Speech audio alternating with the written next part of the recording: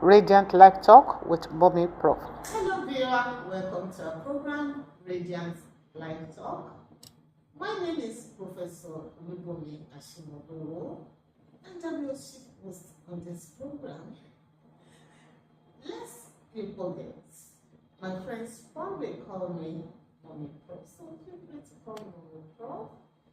Remember that on this platform, we look at the realities of life, we look at relationships, the resilience, most especially for women who are passing through difficult situations and difficult circumstances.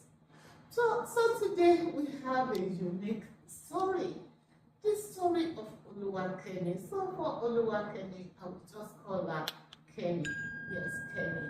So we'll be learning from our experiences so that all of us we can open our eyes to the hidden truths of economic violence, so that we get to learn, we get to reflect on situations of women around us, on situations maybe that we ourselves are actually passing through. So why not get yourself a seat and enjoy today's program? We'll look at today's episode on Radiant Life Talk. When the wallet hurts, so does the body. So when you don't have money, your body too hurts. So why not get yourself a seat and let's enjoy the program. So I told you that we're going to look at the case of Olubunmi. So Kenny is 35 years old and she's happily married to her husband and she has 3 kids.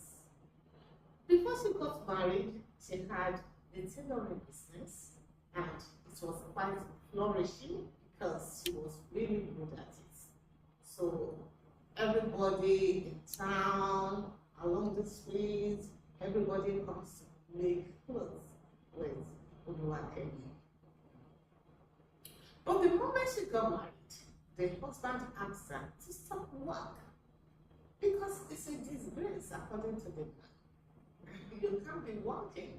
I'm a teacher. That was what he said. I can't take care of your needs. I'm equal to the task. To cut the long story short, what did Kenny do? She stopped working. She closed down her businesses and she became a full-time housewife while the husband goes out to teach. At the end of the month, the husband will give her money for toiletries, for minor things in the house, but this wasn't really enough to actually cater for all her needs.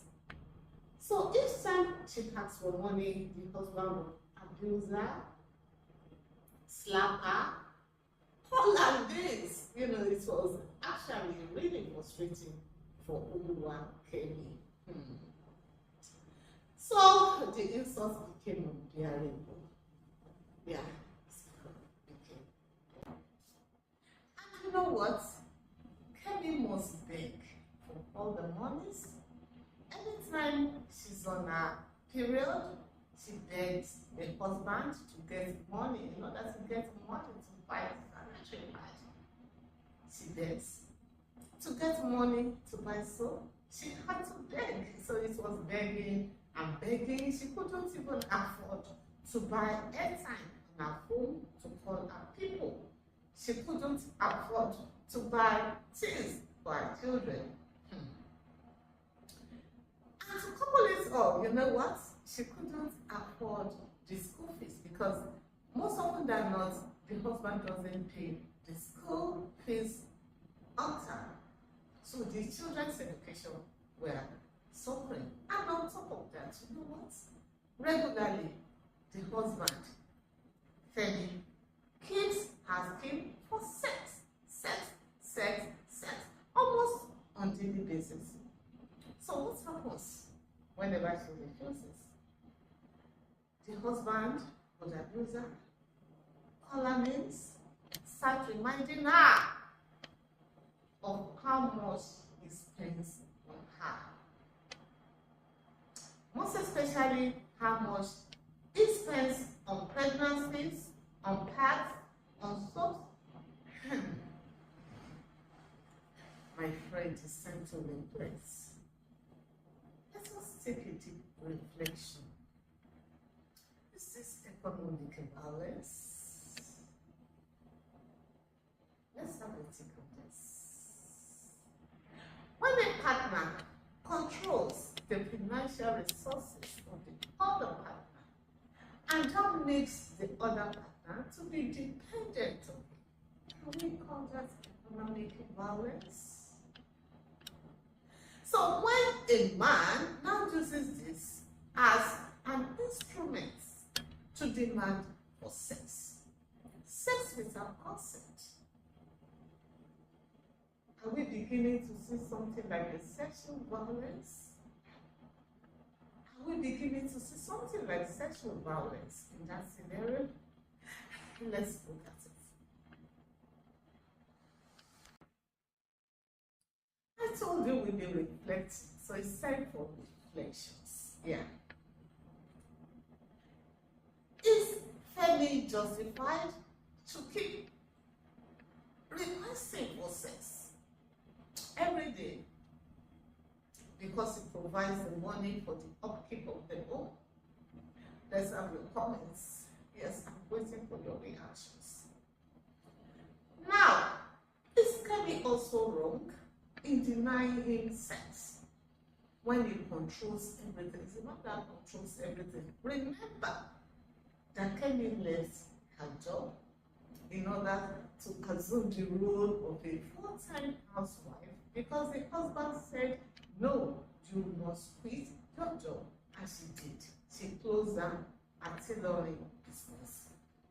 So now, if Kemi decides to deny him sex because the children's school fees are not paid, because she's not happy, because she's going through emotional torments, can we say Kemi is right to deny the man sex?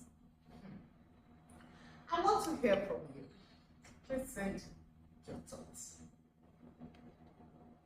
Do you know a Kemi in your neighborhood? Someone who is going through a similar situation as Kemi.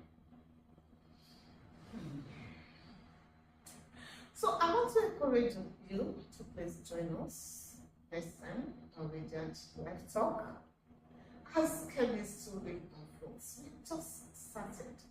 Yeah, the story continues. Is Kemi going to speak up? If you are in Kemi's shoes, will you speak up? Or you will remain silent?